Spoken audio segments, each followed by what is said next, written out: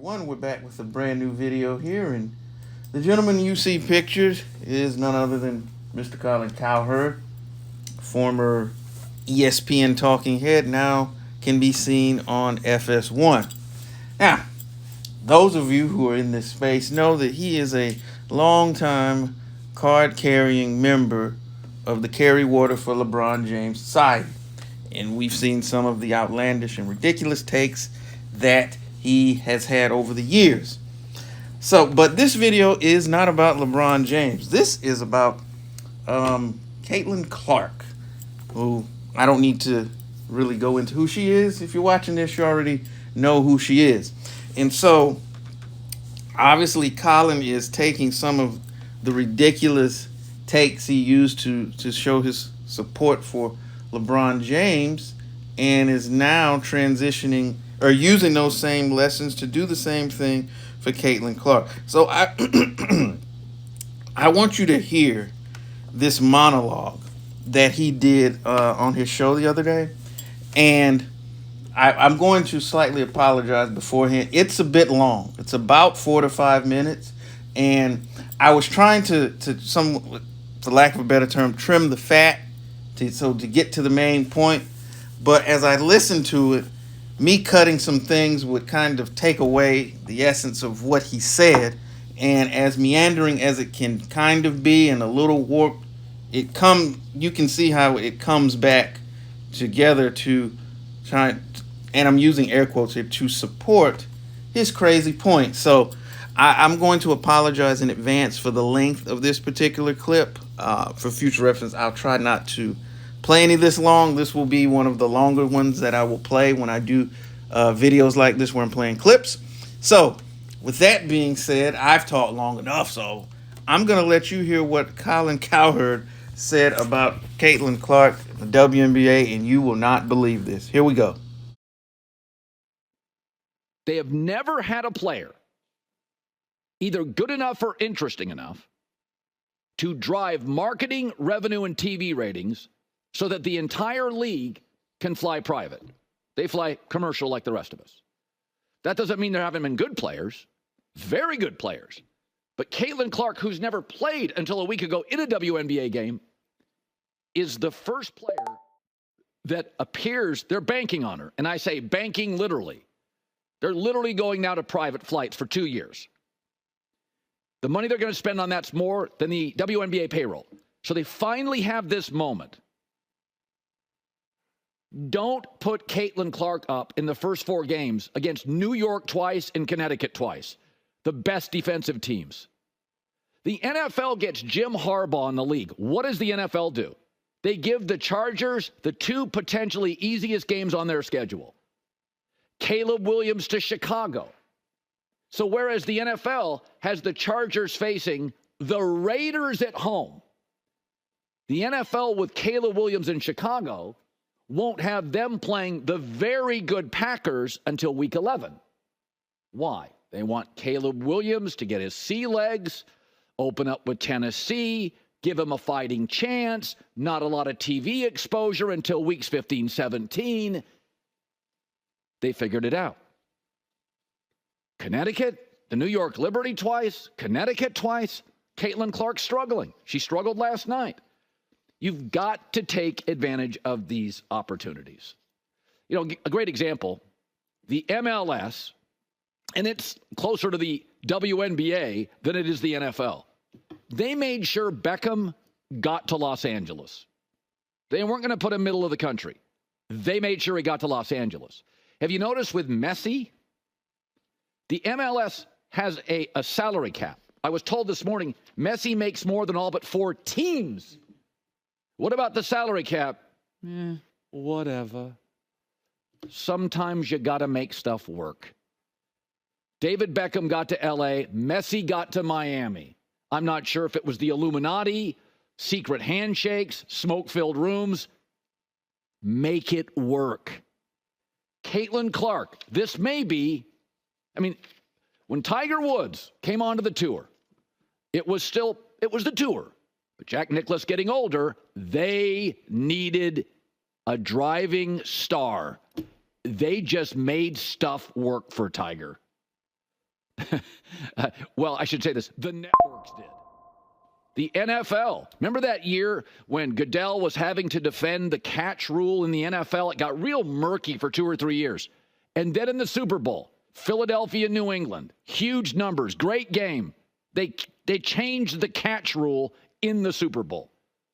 Sometimes with Super Bowl halftime shows, you lip sync. Make it work. Just figure it out and make it work. Caitlin Clark's opening with the Liberty twice, the Connecticut Sun. I don't know what they have to do. I don't know if they have to change the trade rules, if they have to get her better players, lighten up the schedule. But this is the 28th year. This is the first player that is driving revenue and interest so that the draft for the WNBA tripled the WNBA finals. Tripled it. That's insane. I watched it. I can barely tolerate the NBA. I don't even know if I'll watch it this year. I don't even know who the players are. Sometimes you just have to get stuff done. You just have to figure it out. Get Messi paid. Get Beckham to LA. Get Caitlin Clark an easy schedule. The NFL acknowledges. Chicago, New York Jets, Aaron Rodgers. We don't know what the Jets are going to do by week 12, but we're going to get them on TV as much as we can early. The NFL is totally authentic about that. They were quoted yesterday. A guy in the NFL is like, well, the Jets owe us one. So we're going to squeeze every bit of juice out of the orange we can with Aaron Rodgers and get him on TV a bunch early. Light, easy schedule early, but television early to let Aaron shine. WNBA, you got to do better. You got to help Caitlin Clark. Because for the record, when Tiger came to the tour, everybody won. The tournaments won. The other players won. The purses went up. The networks made it work. I mean, networks were changing programming. Whatever you got to do, change the programming. Got to do a better job of that. Caitlin Clark, 28th year of the WNBA. They have never had a player. So there you have it, the comments of Colin Cowherd. And again, I know they were a bit lengthy, but I decided to keep them intact as much as I could because I wanted to make sure that you got the full context of what he said, no matter how ridiculous it may have been. So, excuse me. So that's why I didn't remove anything. So I'm going to go through this drivel that he just spat and kind of give you my reaction and my breakdown to it. First of all, what he said was a bunch of bunk by and large, because here's the thing. He's basically saying that, the WNBA, it's their fault because they making things too hard for Caitlin. They making her play the good teams, and that's not fair. So she should be able. So basically, he wanted the WNBA to front load the Fever schedule with a bunch of cans, so she can put up a bunch of empty stats, gaudy stats. I won't say empty, but gaudy stats. And that way you can say, see, look, she's balling, and that's why, more people should be watching because she's putting up these numbers. But by them starting her off playing against actual teams and I have to be honest, and this is part of their own fault because the media has put all this attention on her and declared her the GOAT and put her on this pedestal. Well, what you have essentially done, not essentially, but what they did do, is they put a huge target on her back. And particularly in that first game. And for those of you who are Lakers fans, you'll know exactly the reference I'm making. And as I watched that game, all I could think of was Lonzo Ball's first game. They played, was it the Clippers? Whatever team. Patrick Beverly was on that team, and he guarded Lonzo from the time he got out of his car to the time he left the gym. I mean, he was all over that dude. Pause. But, I mean, it was like he went out there, Pat Bev, to prove a point, to go at him extra, extra hard, to show that, this dude, he's number 2 pick. His pop's been talking all this smack about him. He's not all that, and I'm going to show the whole world that he's not all that. And that was what I saw in her first game, and I've seen bits and pieces of it in her second game. So while Mr. Cowherd wants to blame the WNBA, which, by the way, they put the schedule out far in advance of the draft, so for them to say that it's somehow they're at fault for this, and then trying to make the erroneous comparison to football and what they're doing for Caleb Williams is ridiculous for a variety of reasons. Because the WNBA did not sit around and say, all right, let's try to make things easier for her coming out of the gate. Though our friend Mr. Tuhoy from The Fix Is In may have something else to say about that. But then here's the other thing, because it's almost like when you say that you need to make it easier, like you can't say on the one hand how great she is, and then on the other hand insinuate that the WNBA is making things too hard by making her play actual good teams, because it's you can't hide her forever, because at some point she's going to have to face these teams, and you're in the professional ranks now, and so it is sink or swim right now, and either you got it or you don't.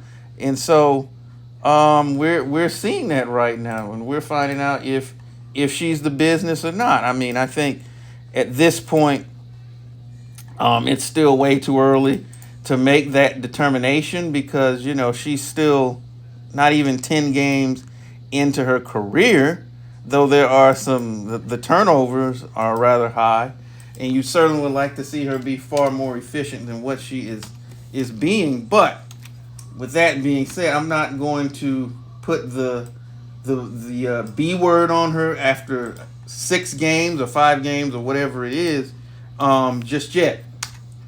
That's going to bear itself out as her season and eventually her career continues to evolve. But he's just, I mean, this is typical Colin Cowherd type stuff, and it's almost like you're saying that that it's a WWF style work or something, that the league is in cahoots and all this types of stuff in terms of trying to present her the path of least resistance. And I just think it's just a bunch of bologna sandwiches. But this is Colin Cowherd, so what do you expect from someone such as him? So yeah, Cowherd is once again opening his mouth and something silly coming out. That he's saying that the league is just they've just got to get it done and figure out a way in order to showcase her in the best possible light. And that's basically what he's saying. We're not gonna let her game do her talking, but let's set things up to make things to portray her in the best light possible. And my question is, isn't that up to her and the coaches and her team and her? That's not on the WNBA. Because, I mean, why aren't they doing that for Angel Reese? Oh, wait, we know why. So, I don't really want to hear this, but, considering some of the other ridiculous things that Cowherd has said over the recent years, this latest one doesn't surprise me. But I don't want to belabor this point too long, because I could go on and this video would be 30 minutes and none of you would watch it. So, with that being said, I'm going to go ahead and pull the pin on this video. But let me know, what do you think of the comments of Colin Cowherd? Do you agree with what he had to say? Do you not agree with what he had to say? Let's have a conversation about it. And as always, thank you for spending a few moments with us. And make sure you tell the ones that you love them. Peace.